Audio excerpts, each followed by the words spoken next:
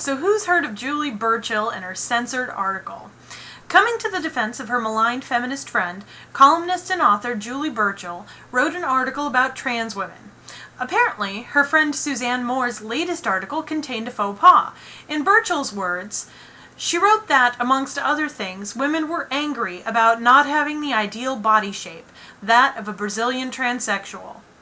At best, this is simply a poorly constructed byproduct of the aged-out argument that idealized beauties are expected to be voluptuous in ways white women can't achieve, Brazilian, and skinny in a way that cis women can't achieve, transsexual, simultaneously. It juxtaposes the hyper-feminized, big boobs, and masculinized, skinny hips to demonstrate the absurdity and impossibility of beauty ideals.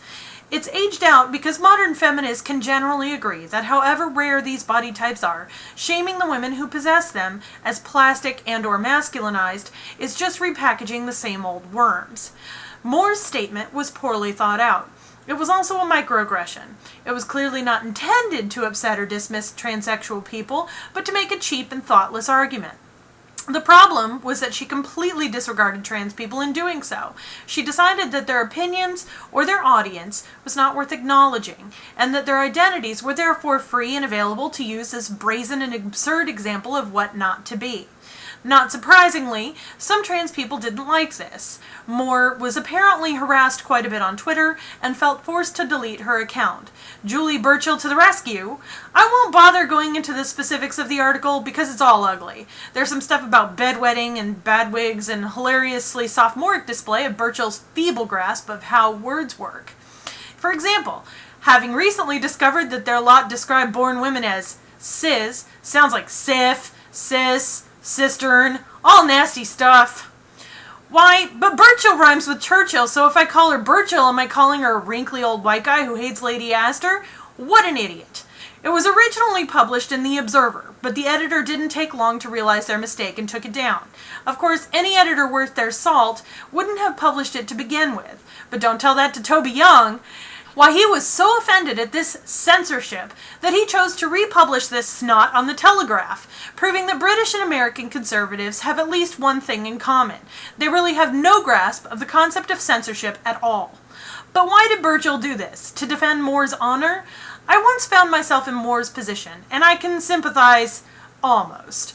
Not too long after my marriage went downhill and my ex lost his main source of income in the flailing economy, I was forced to take a job. Literally any job I could get.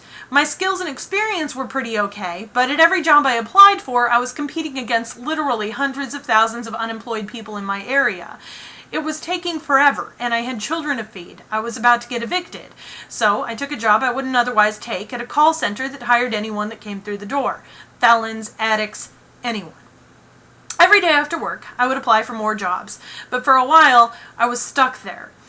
Well, as anyone who has seen any of my videos on Zinnia's channel, or of our live shows on Blog TV knows, I present in a fairly masculine manner. I stand well above average for a woman at 5'10" tall. I'm also very obviously a lesbian, and it didn't take long for my coworkers to notice. But I'm not trans. I do identify as a woman.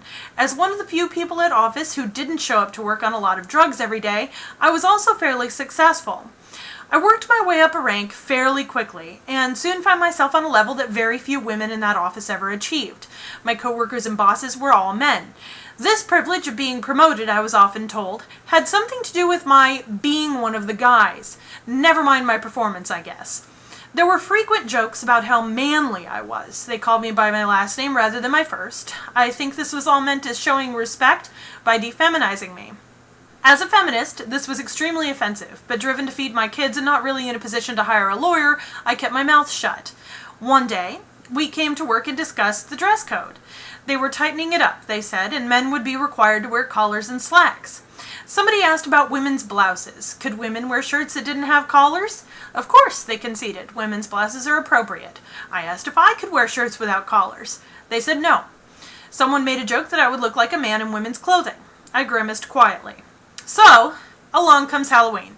and there's a costume contest at work. I thought it might be a good idea to up the ante, so to speak, on their crap.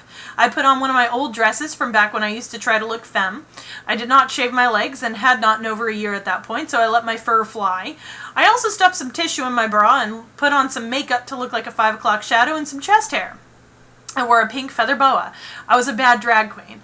My trans girlfriend thought this was hysterical. So did I. I did not make much money. We rarely had enough to survive. In the absence of the resources to hire a lawyer and draw any real kind of line, I had asserted my femininity and shone a spotlight on the absurdity and inappropriateness of my coworkers' jokes. I felt liberated and empowered for the first time in a very, very long time. I carved a pumpkin with a feminism symbol on it and took the picture, sans a boa, which was itchy by then. I posted it on Reddit. Well, at first, the thread went fairly well. People thought it was funny. Then somebody pointed out that this was transphobic. There was much anger. A trans woman who goes by the internet handle Life in Neon wrote an essay about how offensive I was. This essay became quite popular. My inbox was filled with death threats and sundry vitriol. I was humiliated and exhausted. I responded defensively. Because this was an empowering statement of my gender during a time where I had very little to feel good about, I would not apologize.